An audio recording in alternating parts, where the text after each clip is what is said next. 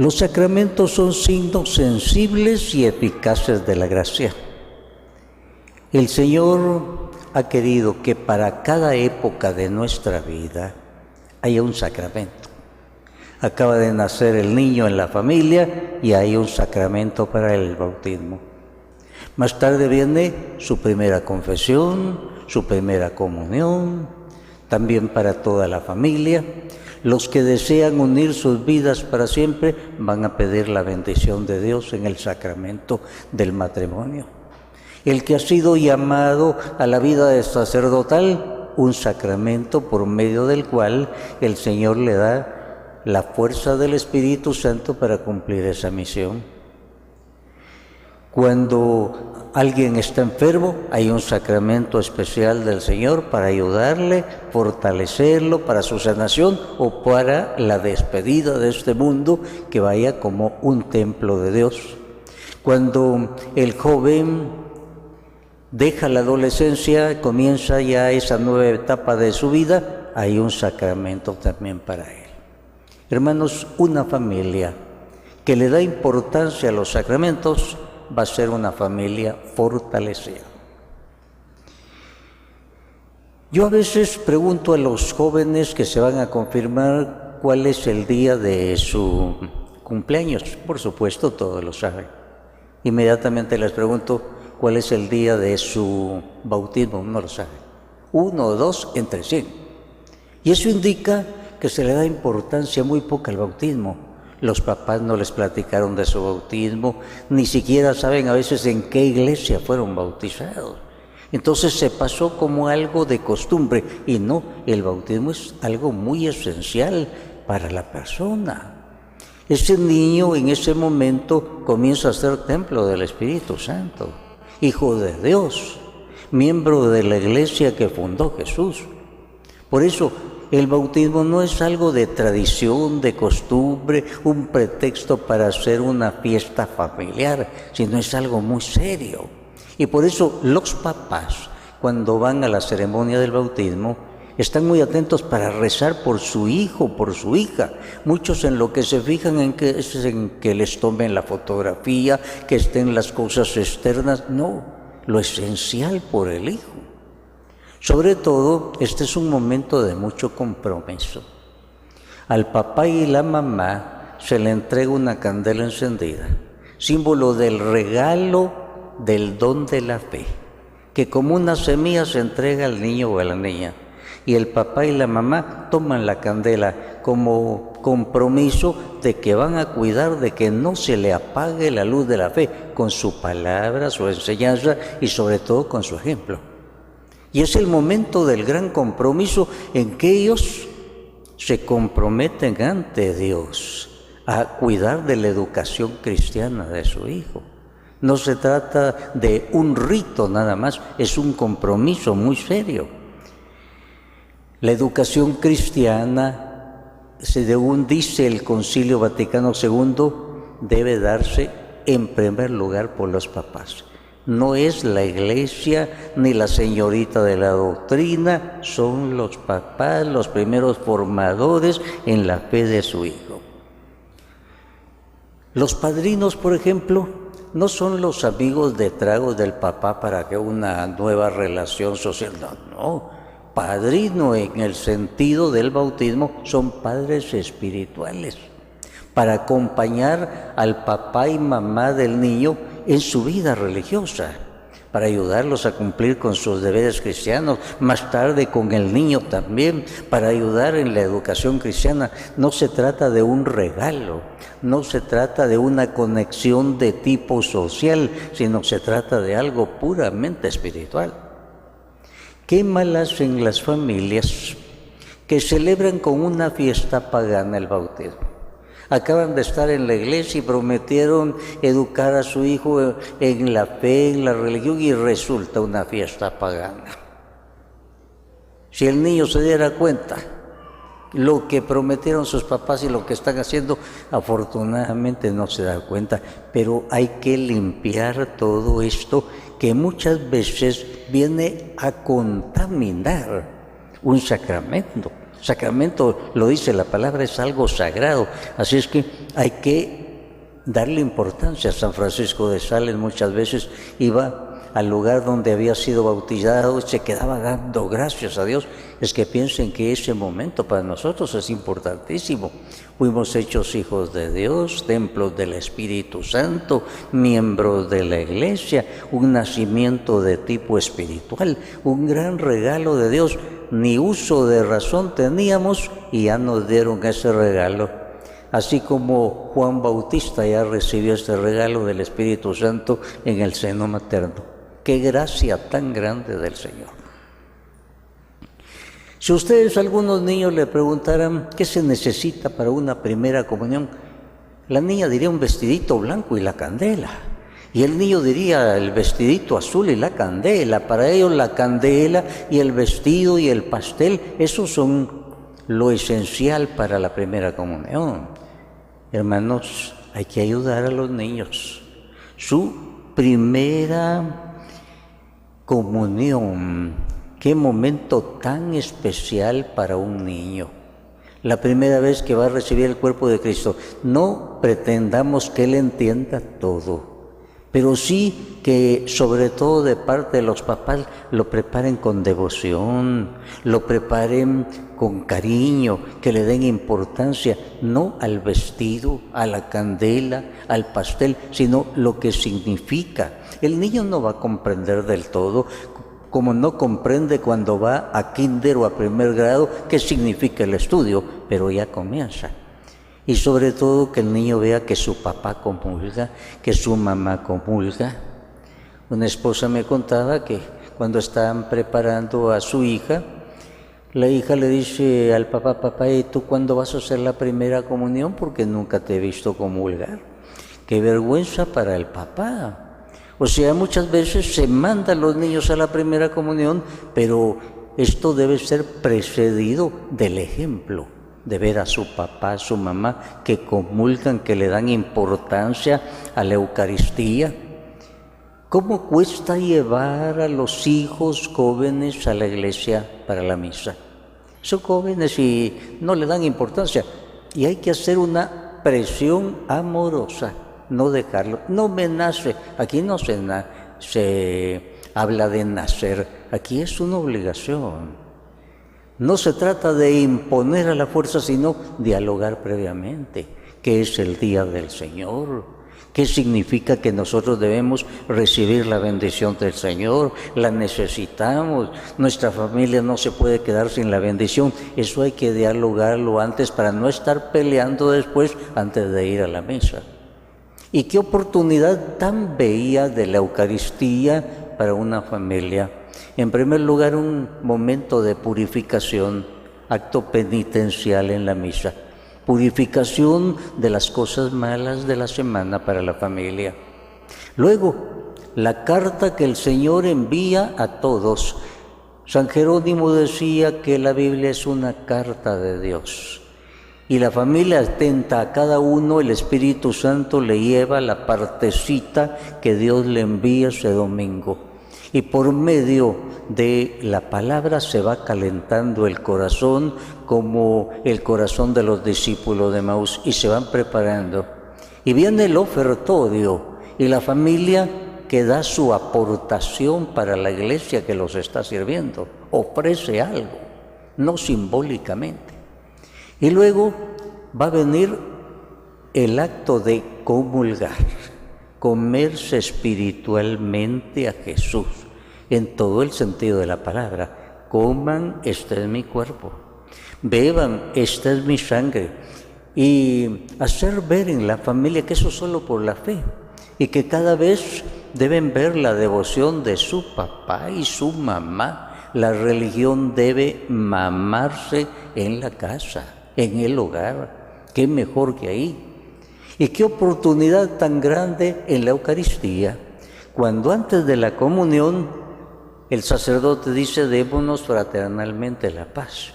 Es un momento muy apropiado para que esposo y esposa, al abrazarse, indirectamente se estén perdonando mutuamente por lo que ha pasado en la semana.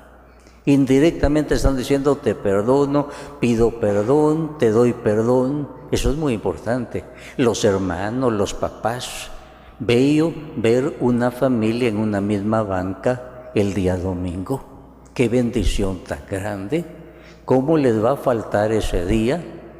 Un señor quería quedar muy bien conmigo y me dijo, padre, yo a mi familia la llevo el sábado en la tarde a la iglesia y así salimos de eso de una vez.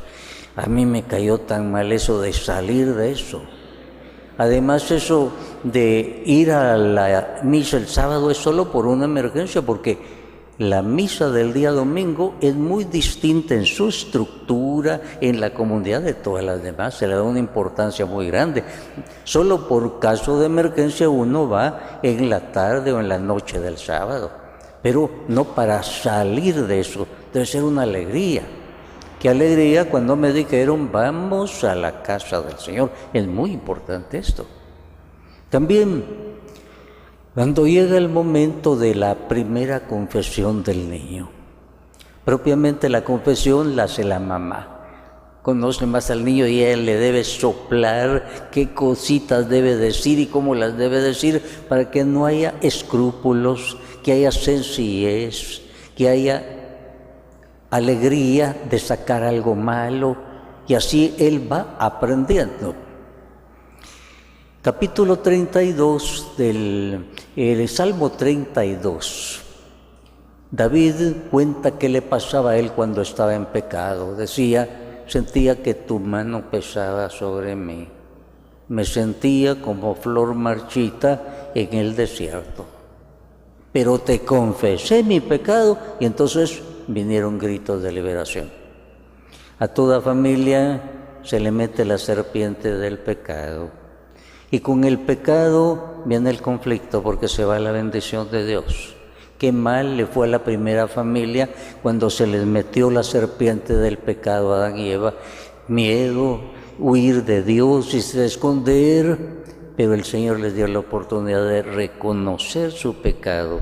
Cuando salieron de su escondite, admitieron su pecado, el Señor los perdona, les dio la oportunidad de volver a comenzar. Y les echó encima unas pieles, símbolo de su misericordia. Toda familia debe quitarse de encima el pecado. Cuando entra el pecado, entra la maldición. Alguien en la familia está llevando pecado, se siente. Nadie sabe qué sucede, pero es como cuando Jonás iba por un camino que no era de Dios, la tempestad, el ser lanzado al mar, ser tragado por una ballena, todo eso sucede cuando entra el pecado en una casa. El pecado es maldición y hay que sacarlo. En el pueblo judío, antes de celebrar la fiesta de Pascua, simbólicamente el papá pasaba con una candela por toda la casa buscando levadura. Levadura para el judío indicaba lo corrupto. Hay que cuidar que en la casa no haya levadura de pecado. Hay que aprovechar las fiestas litúrgicas, Semana Santa, Navidad, todas las fiestas importantes para que haya purificación. Y los papás, papá y mamá, deben dar ese ejemplo. Que el hijo los vea confesándose, que el hijo vea que ellos necesitan también pedir perdón y que tengan el concepto de lo desastroso que es que entre el pecado en la familia. Todos sufren. Si el papá lleva adulterio, también los niños chiquitos sufren. Nadie sabe qué está pasando, es la maldición que está entrando y hay que sacarla. Y aprovechar los momentos litúrgicos del año para sacar esa levadura que trae tantos problemas. Después del bautismo viene la confirmación. La confirmación y el bautismo forman como un solo bloque. En el capítulo 8 del libro de los Hechos de los Apóstoles se cuenta lo que pasó cuando el diácono Felipe había predicado, tenía el don de predicación, se convirtió en la gente, los bautizó en nombre de Jesús, pero vio que faltaba algo de la manifestación del Espíritu Santo. Entonces mandó a llamar a 2 obispos a Jerusalén, llegaron Pedro y Juan. Ciertamente los evangelizaron primero y después procedieron a imponerle las manos y habían sido bautizados. Y se dieron signos carismáticos. Cuando el adolescente pasa a joven, necesita una nueva efusión del Espíritu Santo. Se le pide hacer un curso de preparación para la confirmación. Y aquí se trata de lo siguiente. El niño recibió una doctrina, un catecismito, pildoritas pequeñas acerca de cosas básicas de la religión. Ahora el joven que ya está en bachillerato o en la universidad, pues necesita que le presenten la religión en otra forma más madura. La abuelita, la mamá tal vez no le saben explicar todo eso y él necesita una respuesta a la luz del momento que está viviendo. Y ese es el momento preciso de enfocar esas verdades básicas de nuestra religión con una finalidad. Que el joven tenga su encuentro personal con Jesús, que haya una conversión y que a través de la confirmación él se abra más y pueda tener una nueva efusión del Espíritu Santo, que verdaderamente se note en él. Y la familia debe cooperar, debe acompañarlo. Es un acontecimiento en la familia, hay que celebrar ese momento. Muchas veces el papá y la mamá y lo van a confirmar y que lo confirme. Y aquel está solo, no lo ayudan en ese proceso. Y para él ese proceso es muy importante. Por lo general pasa de la adolescencia a la juventud. Por eso la confirmación se administra de los 15 años en adelante. Es una época muy buena para que el joven se plantee esta cuestión. ¿En qué creo y por qué creo? ¿Y qué significa para mí que voy a confirmar lo que mis papás hicieron cuando yo era chiquito o chiquita y no tenía uso de razón? ¿Qué significa? ¿Y cómo se le ayuda para su encuentro personal con Jesús y su verdadera conversión?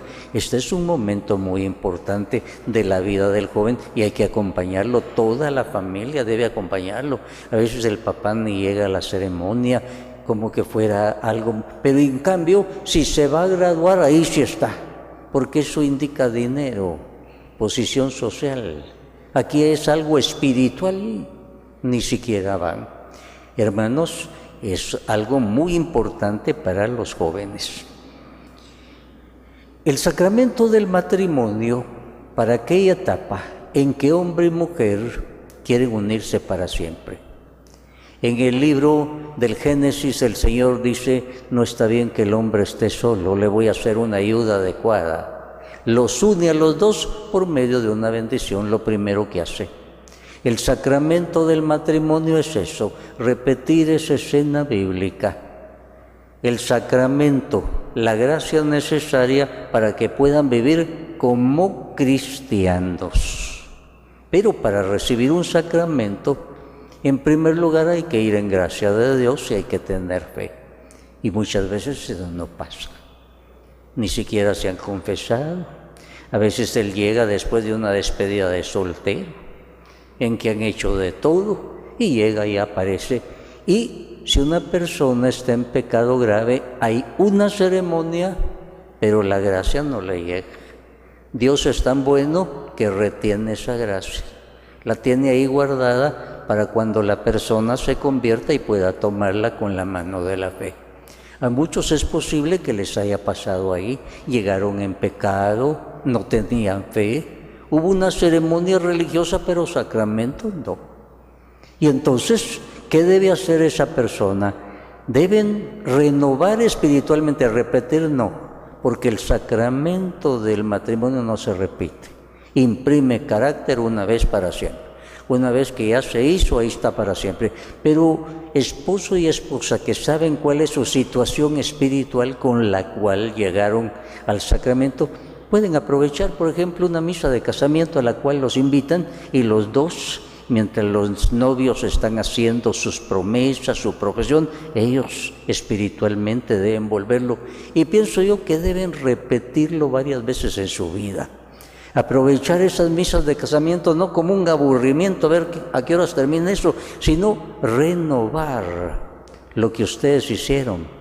Pedirle al Señor que renueve el aceite de su lámpara, que muchas veces se está apagando, casi no alumbra. El sacramento del matrimonio es un regalo. Yo lo he comparado a veces como un jarrón traído de la China, de la India, pero hay que ponerlo en un lugar muy especial porque a muchos se les cayó y se les quebró.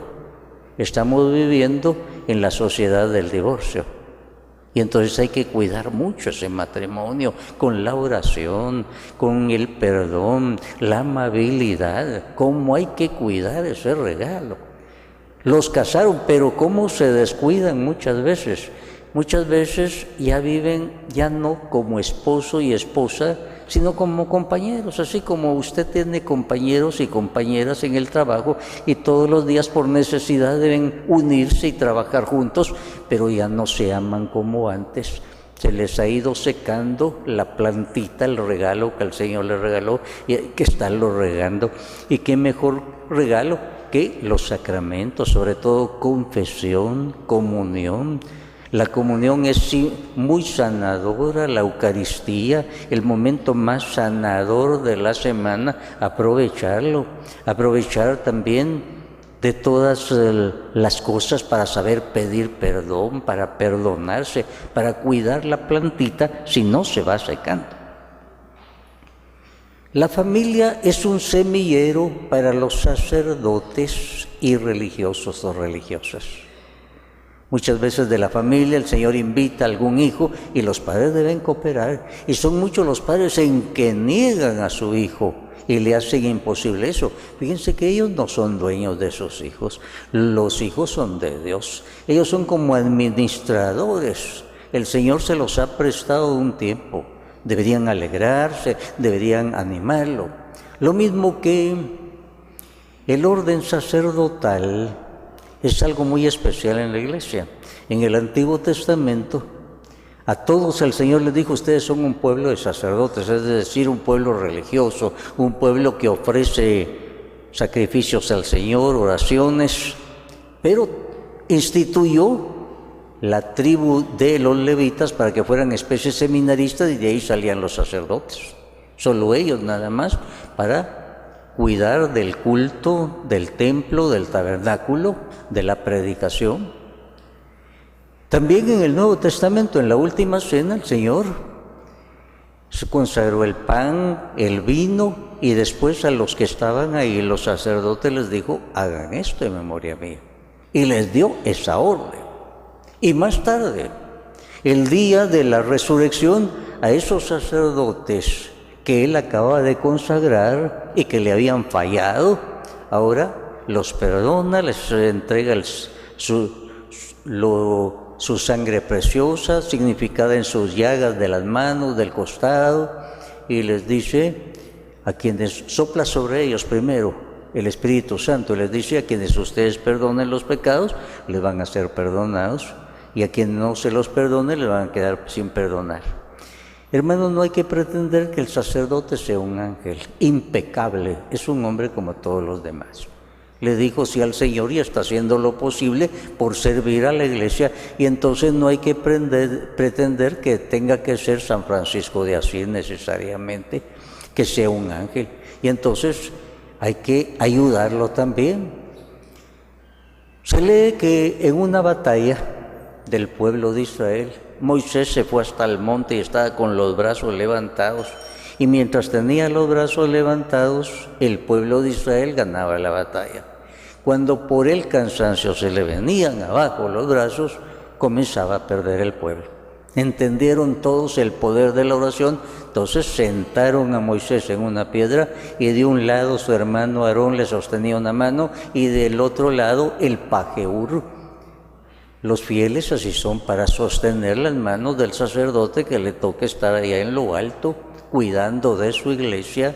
Por ejemplo, en la predicación, en lugar de estar diciendo qué aburrido, deberían estar invocando al Espíritu Santo. Háblanos, Señor, acerca de tu ministro, ayúdalo, perdónalo. El Señor decía, rueguen al dueño de la mies que envíe muchos operarios. Hay que rogar, faltan muchos sacerdotes en este tiempo de crisis. Muchos no se quieren comprometer y faltan tantos sacerdotes religiosos y religiosas. Y las familias deben ser los semilleros, las familias cristianas. De ahí salen los sacerdotes y los religiosos. Cuando hay ese ambiente cristiano, el Señor más fácilmente salva y llama. Así es que esto es muy importante. Los enfermos tienen una psicología muy especial. El enfermo que no se cura y que siente dolor, se siente un peso, un estorbo para la familia. Y qué sacramento tan bonito tiene la Iglesia para él. Capítulo 5 de Santiago. Dice Jesús, porque Jesús fue el que enseñó esto, por medio de Santiago. Si alguno está enfermo, llame a los presbíteros de la Iglesia, que lo unjan con aceite, y la oración de fe salvará al enfermo.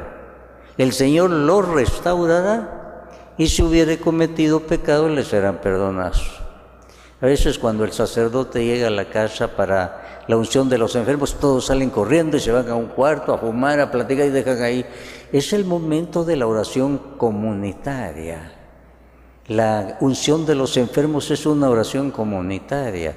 Si hay necesidad de confesar, pues un momento el sacerdote queda con el enfermo y después todos los demás. No es una oración para despedir en la muerte al enfermo, no. La mayoría de las veces es para pedir su sanación, para que sea confortado, que se vaya esa depresión, que se vaya ese decaimiento, para que se le levante el espíritu. Ahora a veces es ya para entregarlo al Señor, para que se le vayan los miedos.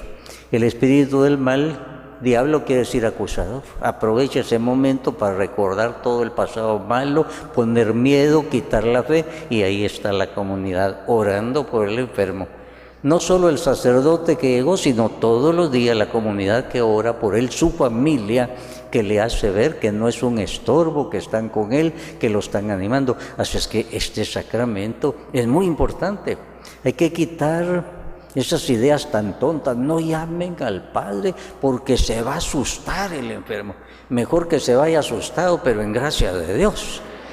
Y no sin haberse confesado ni nada. Pero además, ¿cómo se va a asustar si se va a orar por él para que el Señor lo conforte, lo ayude? Hermanos, demos gracias a Dios que Él nos entregó sacramentos para que seamos atendidos en todas las épocas de nuestra vida. Aprovechemos esos dones. Familia que aprovecha los sacramentos es una familia bendecida y que está protegida contra la serpiente del mal. Que así sea para todos nosotros. Amén.